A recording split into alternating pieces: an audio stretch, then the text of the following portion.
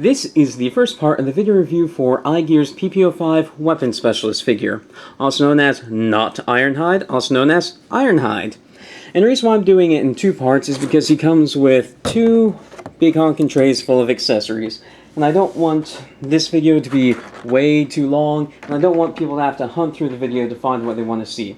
So if you want to see stuff about the accessories, just go to the next video. I'll put like an annotation link right here or something. And then if you want to see this figure, just watch this video. That way it's nice and simple, no hunting. Now on to Ironhide himself. This is a really nice vehicle mode. It's nice and solid. I mean, there are some places like right here where it doesn't go together quite as well as it should, but it's a minor problem. And most of it, I know when I pulled the figure out, these bits here were all the way flush, and same with back here.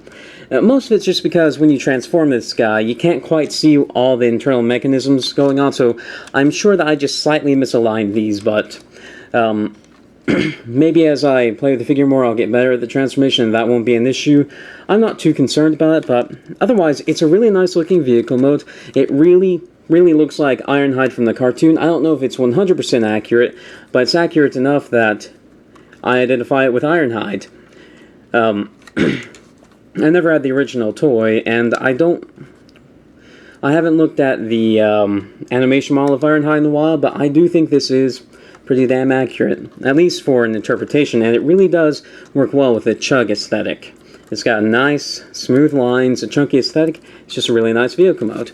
It rolls extremely well, and that's because it has these rubbery wheels. I don't know if they're actual rubber or if they're plasticized PVC. Either way, they do work well. Now on to the transformation. This transformation is a little bit scary in a lot of places. Actually, it's a lot scary in a lot of places. First thing you do is you pull that gun out of that little hole here. The way this gun works is it's folded up like this, and then you clip it down like this. Although it doesn't work as well as I would like. This transformation, this is probably one of the most scary transformations I've ever done, especially considering that this is a expensive third-party figure. Now, to start off with, we took the gun out. Then you'll take the wheels, push them all the way in like this. Then you'll come down here, pull these down, and then pull his toes out. His transformation has quite a few complex twists and turns, but it is also kind of surprisingly simple. Pull these out, and then pop this up, and that will give you easy access to these panels. You'll want to split them apart, and then you'll put this back. Now, the next thing you need to do is you need to pull this entire section back. Now, the instructions tell you to bend it down, but you don't do that. You'll stress the tabs in here if you do that. What you want to do is you want to pull it back, because the legs are on kind of a telescoping joint. If you don't just pull it back, well, you can already see there are...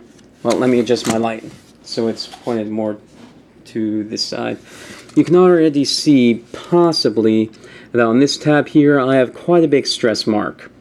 I don't think you'll be able to see it, but trust me, there's a stress mark there, and if you don't transform this section the way I showed you, where you pull it back, that tab's going to break eventually. These other tabs I'm not as worried about, but this tab really keeps the entire thing together. You want to make sure that doesn't break. Anyway, you will then bend this down, and then you will split the legs. And then the next part is, there are a lot of ways you can do this. The way I prefer to do it is flip these panels up. These are the battle skirt or whatever. And then just pull this out a little bit so it's out of the way on the same sort of telescoping joint. And then what you will do is you will straighten the legs, and then you'll bring them down and tab them into place down here. The instructions don't say to tab them into place quite yet. The reason why I'm doing it now is because if you don't do it now, you just tabbed it down into there. There were two little tabs. If you don't do it now, then it just becomes a floppy mess. So what you're going to do with these is you're going to bend them down and rotate them around so this rounded edge is up top. Do the same thing to this side. Rotate it around. And then what we're going to do is we're going to rotate the legs around 180. And then this next part is kind of scary. You see this long tube here? Now, I'm I'm pretty confident that this is actually pretty strong plastic, but I don't know. So you will bring this up, and then you'll slide it past here, and yes, it will bend up. I haven't found a way around it bending up, at least a little bit. But once you do that, you'll straighten out the leg, and then you want to take this bar, straighten it out. And the reason why is because on this little door, there's a little notch cut out so that it can go around that little black plastic bit. Then when it does that, you'll tab it in, and then push this up like this, and then that finishes off the leg. Well, rotate around again, and then that finishes it off. Wait. Nope, came untabbed. It's an interesting transformation, but it's got some scary parts. Also, one thing that does concern me is this hinge right here. It seems a little bit thin, but I don't know if it's actually fragile or not. It's just something to watch out for, that hinge. So do the same thing on the other side. Straighten this out. Close this door around. Tab it in, and then push this up. Rotate it around, and you've got another leg done. I do like the leg transformation. I just think it kind of overcomplicates itself. The next thing you're going to want to do, this is a really easy step to miss, and the instructions are actually pretty clear about this. It's just, when you get the figure and you see the instructions, you won't be expecting that this is something you have to do. What you want to do is you want to press the hinge to the side and rotate it around. And this will reveal this will hide the hinge and reveal some more detailing. And that just threw me a loop for the first time I did that. The next thing we want to do is we want to pop these out.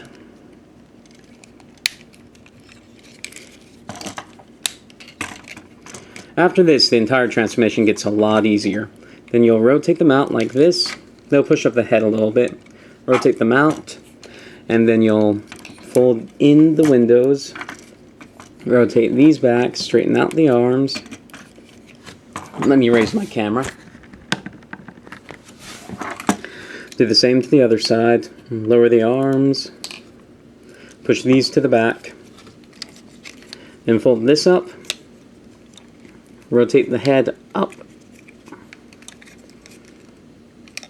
And then what you'll do is you'll rotate the entire upper body, like this. And then this will come down and it will peg onto this thing on the back of his neck.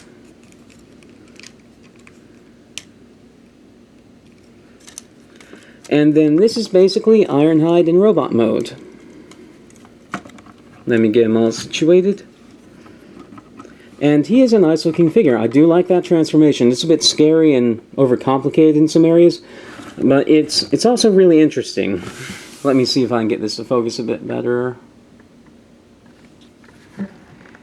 I think it's an interesting transformation, and it works well. It takes him from a decent sized figure to a decent sized vehicle mode to a really tall robot mode. I do think he looks really nice.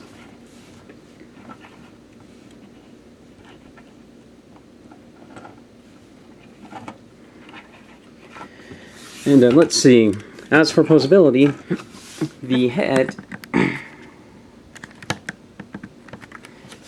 can look up and down a little bit, go side to side a little bit, look left, right, and that's about it. The arms go around 360, then go in and out, and these are, I'm pretty sure, the only ratcheting joints. Then he has a double elbow, and then the wrist can swivel.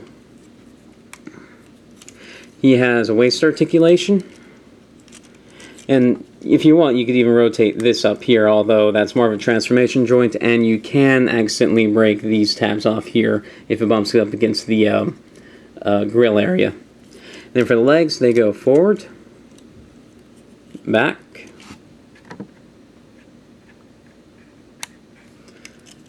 in, out, rotate above the knee, and bend at the knee, although because there are multiple joints in here, it can be hard to get the exact joint you want to bend, and then it's not 90 degrees. Then the heel here can move a little bit, and the toe can move quite a bit. As an inward joint, downward joint, It's actually a pretty nice foot, although I do wish this part here is actually die cast. I do wish this were a bit more solid. I'm not quite sure why it moves at all. But as far as problems with this robot mode, the only problem I have is this bit right here makes it hard to really hold on to the leg, because I prefer to hold on to the leg by down here where it's tabbed in, but this is in the way and it sort of moves around and it's potentially fragile. And if you hold the leg by up here, then it bends, and that's a bit unfortunate. So it can be hard to find a decent place to hold him while posing him, but he does have really nice balance. The only real problem I have with this mode is I think it's underpainted. It's just a big sea of red and black. I think he would have done better if if he had like silver highlights down here, and if there was some weathering around here, just something to break up this endless red and black. He almost looks like an unpainted test shot. I mean, except for the silver down here and the silver on the face, I think he looks almost exactly like the actual test shots of this figure and the medical specialist figure we saw a while back. I think he looks almost exactly like those, so that's been unfortunate. It is still a really nice figure. I do like it. And his weapon can fit in here, the weapon that's stored under his hood, and yeah, just a really nice, cool looking figure. I think it works well. I do think it's a good figure, and I do recommend it. The only thing is, I wouldn't recommend ordering it directly from iGear, because iGear has really, really bad communication. I've emailed them multiple times, once to even cancel this thing a while back because I was short on funds for something else I needed to do. My car was broken. Never heard back from them, and never got my refund, and then I got this. So technically I shouldn't have this, but I should have gotten the lower refund. It was just kind of... it put me off. I don't trust iGear themselves, but I do. I believe BBTS and a couple of other places like Robot Kingdom carry this. Order from those places because they have good communication and good customer service. Those are the places where you should get this from. They'll probably be a bit more expensive, but it'll be worth it if, say, something breaks on this figure, like if the hinge for the waist joint, if that breaks, then you'll want a replacement. If this thing here breaks, you'll want a replacement. If these thin panels break, you'll want a replacement. If the thin hinges here break, you'll want a replacement. And there are just enough things about this figure that put me off that I would not recommend buying this from a seller that you don't trust. So avoid buying this guy on eBay like the plague. And let's see, the transformation for this figure back to vehicle mode is actually a lot harder than going to robot mode. So I don't usually do this, but in this case I will, because it took me about 12 minutes to transform him the first time, and then 30 minutes to transform him back to the vehicle mode. So I'll show that off this time, now that I've had some practice with it. It's not that bad, but it's a daunting task the first time you do it. So let's adjust my camera. And the first thing you want to do is you want to pop this back so that you can rotate the waist around, or the upper body around. So you rotate the upper body around like this, and then you'll... wait, no, don't put the head back yet. What you want to do is you want to turn the arms up, put them like this, make sure those are rotated out to the forward, out to the forward.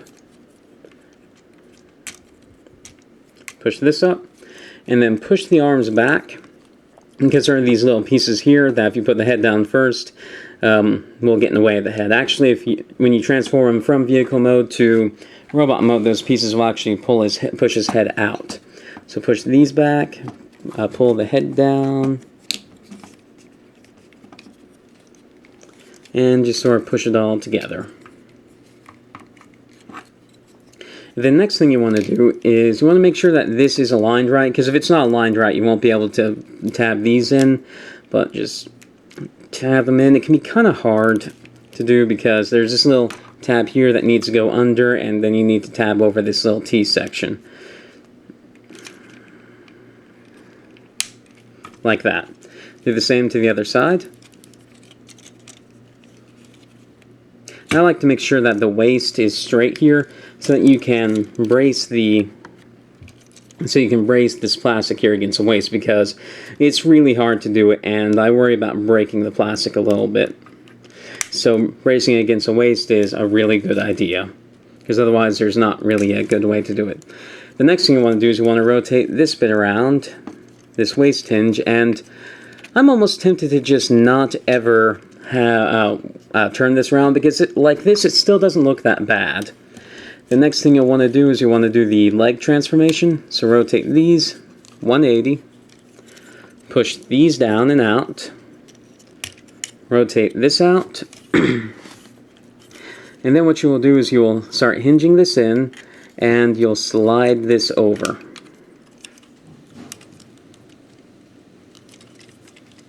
And then you'll rotate it back around, and yeah, that's all you can do for now.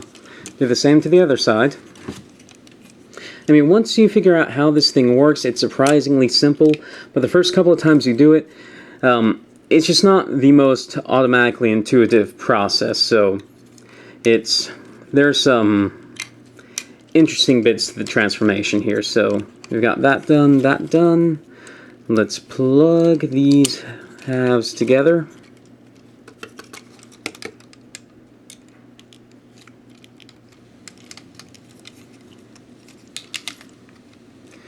And then let's bring this up. And I don't know if you actually saw this in the shot last time, but there are the two pegs here and the two holes here. That's how the waist goes together. Then we'll bend the legs down here. Make sure those are straight up. And then we'll take these, turn them around. Take these, turn them around. Make sure they're lifted up. And then what we'll do is we will push the hands under, and then we're going to telescope it back together. And we're going to line up all these tabs.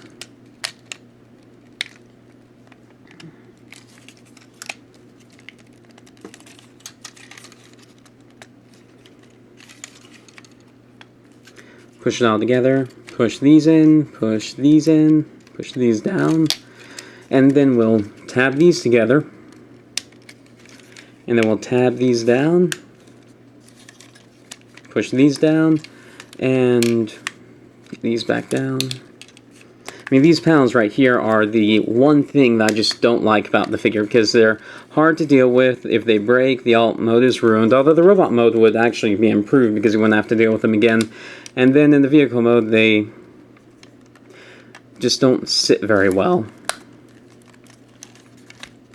Like, I don't know what's causing this problem here. Although, actually, I do have one idea of something I can try. Those long bars in there, it could be that they're not set right. I'm just using the gun to push them down a little bit. Maybe that will improve things. I mean, I've tried that before, but it just doesn't seem to work very well. I mean, these are just the most poorly designed part of the figure. Although, that is saying something, because it is a really nice designed figure. They're not that bad, just... Yeah, I complained about this at the beginning of the review, and it's a bitch. This is probably my biggest problem with the figure, just those panels. Those panels take this figure, which is otherwise a really cool figure, and just make it kind of not as good as it could be. So yeah, I'm stopping for now. So then push these out, the side view mirrors, and then you're done. This is the vehicle mode. So yeah, I do think it's a good figure. I do recommend it, just not from iGear. And then you can put the gun under here, and yeah.